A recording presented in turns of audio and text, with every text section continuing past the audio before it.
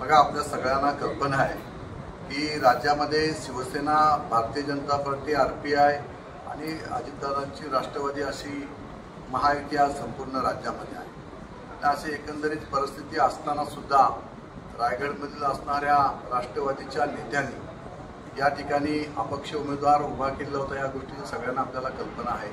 त्यावेळेला सुद्धा त्यांनी त्या ठिकाणी सांगितलं की तर आम्ही राष्ट्रवादीने कोणत्याही उमेदवार त्या ठिकाणी उभा केला नव्हता, परंतु अपक्ष उमेदवार हा राष्ट्रवादीच्या नेत्यांच्या, जिल्ह्याच्या सुनील तटकरेंच्या आशीर्वादानेच त्या ठिकाणी उभा राहिलेला होता. आजही सुद्धा त्यांनी ही परिस्थिती जी काय आज या ठिकाणी नव्याने उभी केलेली आहे, हे कूटनीतीचे डाव फक्त सुनील तटकरे राज्यामध्ये आणि या जिल्ह्यामध्ये खेळत असतात.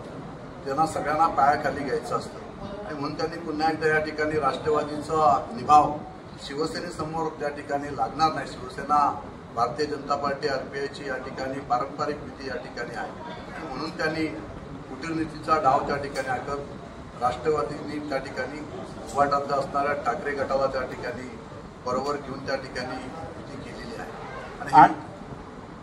आणि ही युती केलेली असताना सुद्धा आज मी सुनील तटकरेंची त्या ठिकाणी स्टेटमेंट त्या ठिकाणी ऐकली की आम्ही कोणत्याही प्रकारची युती त्या ठिकाणी ठाकरे गटाबरोबर केलेली नाही. म्हणजे जाहीरपणे या ठिकाणी रेडिशन ब्ल्यू हॉटेलमध्ये हे सगळे एकत्र आले. आपण मीडियामध्ये सुद्धा आपण सगळे समोर होतात आणि ही युती जाहीरपणे त्या ठिकाणी केली असताना सुद्धा फक्त आपण महायुतीच्या वरिष्ठ नेत्यांना भुलभुलैया करण्याचं काम सुनील तटकरे त्या ठिकाणी करत आहेत.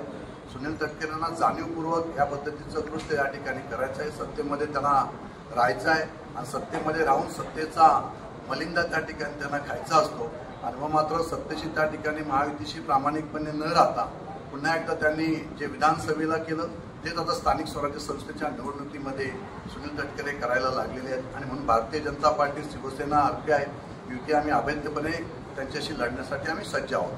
आज आपल्या